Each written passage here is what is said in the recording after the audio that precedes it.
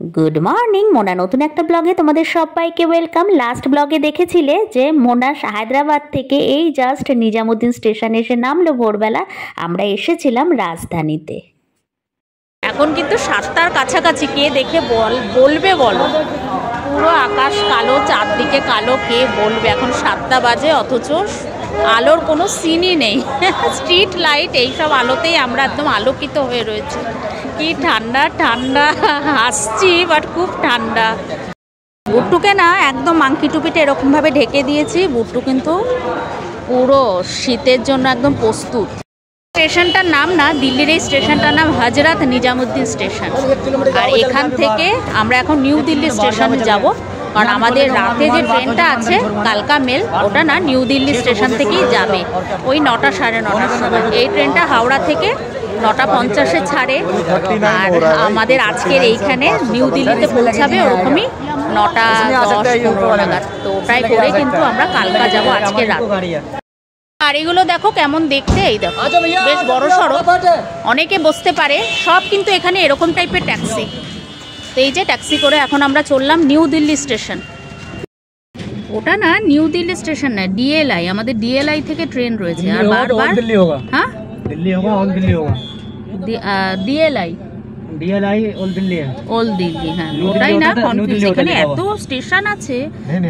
Delhi station railway station মানে এই নয় যে দিল্লি রেলওয়ে স্টেশন বলে লেখা, মানে এখানে নিউ দিল্লি ডিএলআই যেটা আমরা এখন যাচ্ছি ওল্ড দিল্লিতে, তো সেইখানে। আর এটা হচ্ছে কি হজরত নিজামুদ্দিন স্টেশন। এখানে ট্রেনটা থামলো রাজধানী, আর এরপরে আমাদের যেতে হবে ডিএলআই ওল্ড দিল্লি স্টেশন। সেখান থেকে আমাদের ট্রেন। হ্যাঁ আমার বলতে ভুল হয়েছিল, আমি নিউ দিল্লি থেকে বলেছিলাম না।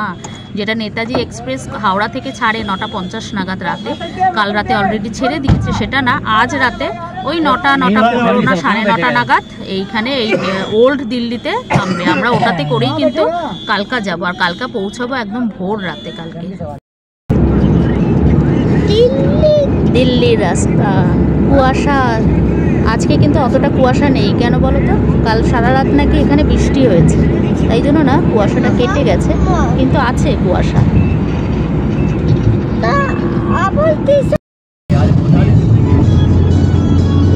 ওপর থেকে ট্রেন যাচ্ছে, কি সুন্দর এই জায়গাটা।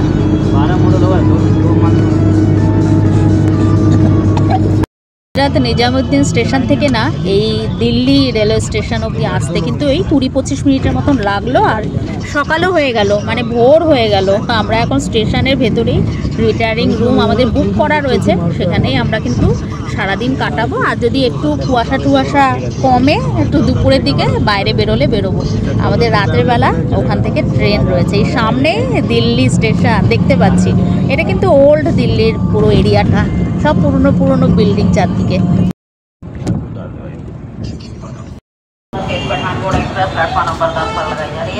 Delhi junction railway station.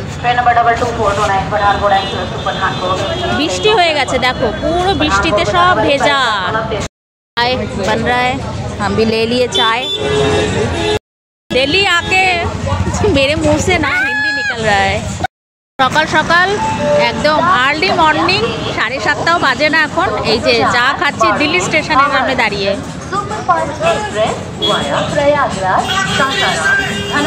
আমরা এখন আছি কোথায় জানো? দিল্লির রিটায়ারিং রুমে। আমরা এটা নিয়েছিলাম আগে থেকে, বুক করে নিয়ে রেখেছিল কৌশিক, কারণ সারাদিনের একটা ব্যাপার। তবে এটা 8টা থেকে 8টা। এখন এই যে রুম থেকে বেরোয়নি, এনারা বেরোলে আমরা ঢুকবো। এনাদের মনে হয় 12 ঘন্টার নেওয়া ছিল, হয়তো রাত 8টা থেকে সকাল 8টা অবধি নেওয়া ছিল। তো ওরা বেরোলে আমরা ভেতরে ঢুকবো। প্রচুর রয়েছে এখানে রিটায়ারিং রুম। আরও দেখছি একটা বেঙ্গলি পুরো গ্রুপ, তারা এসেছে। মনে হয় রাতের কালকাই তারা ধরবে, আমাদের মতন ধরে তারা হচ্ছে গিয়ে কালকায় নেবে, আবার টয় ট্রেনে করেই যাচ্ছে মনে হয় সিমলা।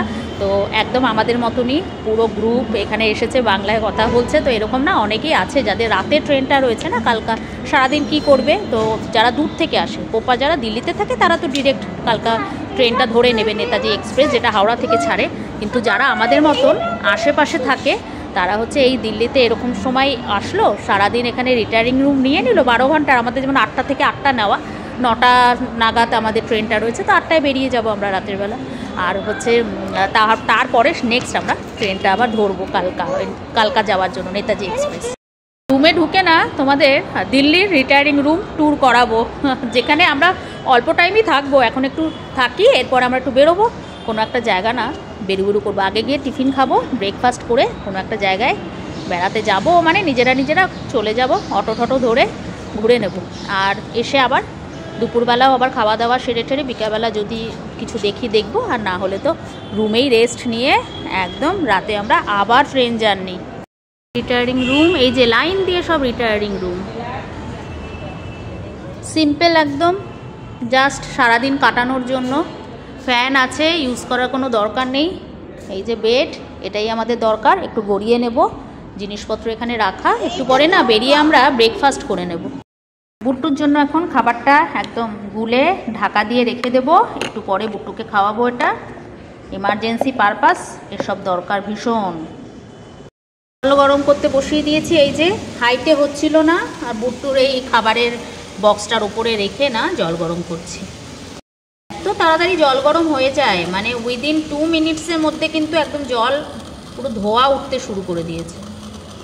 গুড মর্নিং, একদম ফ্রেশ হয়ে নিয়ে এই যে সাজুগুজু একটু করে নিয়েছি, জ্যাকেটটা বের করে নিয়ে পরে নিয়েছি, জিন্স পরেছি, বুটটু একদম রেডি, জিন্স আর একটা এই যে ব্যাগি সোয়েটার, টুপি পরে বুটুও রেডি। এখন আমরা চললাম ব্রেকফাস্ট করতে। আর জানো তো এই দিল্লি স্টেশনের পাশেই না ওই যেটা পরাঠা গলি, তোমরা সবাই জানো দিল্লির ফেমাস পরাঠা গলি, সেটা কিন্তু এই ওল্ড দিল্লি স্টেশনের কাছেই। তো আমরা সেখানে যাব, গিয়ে খুব কাছে নয় বাট কাছেই আছে, 1.5 কিলোমিটারের মতন। আর মানে একদিকে গেলে রেড ফোর্ট আর তারই প্যারালাল আর একদিকে হচ্ছে পরাঠা গলি। তো আমরা না ঠিক করেছি এখন পরাঠা গলিতে ব্রেকফাস্ট করে আমরা সোজা চলে যাব রেড ফোর্টে, কারণ আজকের আমাদের কাছে সারা দিন টাইম, আমরা রেড ফোর্টে কিছুটা টাইম কাটানোর পরে তারপরের প্ল্যান জানি না, আপাতত এইটুকুনি। এখন পরাঠা গলিতে চললাম পরাঠা খেতে, তারপর রেড ফোর্ট, রেড ড্রেস পরে, বুটু রেড টুপি, বুটুর বাবাও রেডি, গলি চললাম সবাই মিলে। এটা না রিক্সার মতনই, কিন্তু খুব স্পিডে যাচ্ছে, অনেকটা মানে টোটো নয় রিক্সাও নয়, কি জিনিস জানি না, বেশ স্পিডে যাচ্ছে, মেশিন বসানো রয়েছে। আমরা চললাম একদম গলি দিয়ে ব্রেকফাস্ট সারতে। রোদ ওঠেনি, মেঘলা হয়ে রয়েছে। রাস্তার সাইডে কেমন এদের সব ডিজাইন করা দেখো, বসার জায়গাও আছে। এসেছি আমরা পরাঠা গলি, এই গলির ভেতরে পরাঠা গলি না এরকম টাইপের, এই যে বসার জায়গা, আবার পেছনেও বসতে পারবে। পরাঠা গলির না প্রত্যেকটা গলিরই দোকানগুলো এত সুন্দর করে সাজানো গোছানো, আর এত ভালো গন্ধ আসছে, আর এত মানে জিনিস খাবারের দেখেই লোভ লাগছে। প্রত্যেকটা কিন্তু টেস্টও হেভি হবে। হচ্ছে পরাঠা, চলো বসো। প্রচুর পরোটা, এত আমি আর্ধেকের না, মানে কোন আর্ধেক কি, আমি একটা দুটো পরোটারই নাম শুনেছি। এই আলু পরাঠা, তার সাথে কি আছে besan, methi, cauliflower, radish, green pea, papad, mix veg, carrot, layer, tomato, okra, বাপরে, bitter ground, cottage cheese, beans, lemon, dry fruits, paneer, হাজারো রকমের রেডিশ মেডিশ সব আছে, হিং, জিরা, এত রকমের এই সাইডে সব জায়গায় এত রকমের পরোটা যে আমি আর পরে শেষ করতে পারলাম না, প্রচুর। আমি আমার চেনা পরিচিত পরোটাই খাচ্ছি, সেটা হচ্ছে মেথি পরাঠা খাচ্ছি, বেসন মেথি পরাঠা। আর কৌশিক পনির খেতে ভালোবাসে, তাই পনির পরাঠা। দেখা যাক কেমন টেস্ট হয়। দিয়েছে এতে চাটনি, আলুর তরকারি, এটা একটা কি ব্যানানার সাথে কিছু একটা আছে, স্যালাড, এটাও একটা কি, এটা একটা আলু, সব মিলিয়ে অনেক কিছু। আসল জিনিসটা এখনো আসেনি। খাবারগুলো টেস্ট করে শুধু একটা কথাই বললাম, দিল্লি আসলে কেউ পরাঠা গালিতে এসে এইগুলো কিন্তু খেও, কিছু বলার নেই। কি টেস্ট করেছে কিছু বলার নেই, হেভি। এই ব্যানানারটা যেটা না, সেটা একটু ইমলি ঠিমলি কিছু দেওয়া আছে, অনেক রকমের মশলা দেওয়া আছে, খুব সুন্দর। এই যেটা, এটা যে কি জিনিস জানি না, টেস্ট অসাম। পনির পরাঠা, ভেতরে পুরো ভরে পনির, হেভি। আমরা ভেবেছি পরাঠার সাথে কোনো আচার ঠাচার দেবে আর একটু হয়তো তরকারি দেবে, বিশ্বাস করা স্যালাড দেবে। এত রকমের মানে 1 2 3 4 5 রকমের তরকারি সস সব মিলিয়ে 5 রকমের, তার সাথে স্যালাড, কিছু বলার নেই। এটা আনএক্সপেক্টেড ছিল। ঠান্ডার মধ্যে গরম গরম পরোটা এইসব খাবার দিয়ে খেয়ে যে কি স্বর্গে আমি বসে আছি ভগবানই জানে, আমি জানি না। হচ্ছে মেথি পরাঠা, এটাও একটু ট্রাই করে দেখবো। একদম গরম গরম ভাজছে আর দিচ্ছে, এই যে এখানে ভাজছে আর সোজা এখানে দিয়ে দিচ্ছে প্লেটে। বেসন আছে তো, বেসন মেথি পরোটা, ওই জন্য একটু অন্যরকমের টেস্ট, ভীষণ ভালো। এত রকমের পরোটা সব তো একদিনে ট্রাই করা যাবে না, 2 রকমের করলাম, চেনা পরিচিত জিনিস, ভীষণ ভালো বানিয়েছে সত্যি। না 200 টাকা প্লেট স্টার্টিং, 2 পিস দেয় পরোটা।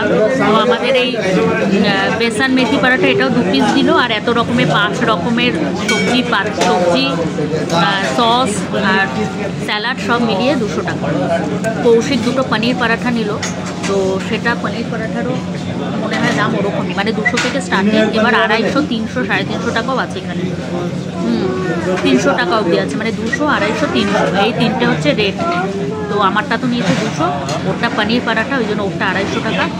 2 পিস পরাঠা খেলে পেট একদম ভরে যাবে, দুপুরবেলা লাঞ্চও করার দরকার নেই। এখন বাজে 10:30, আমরা করছি ব্রেকফাস্ট।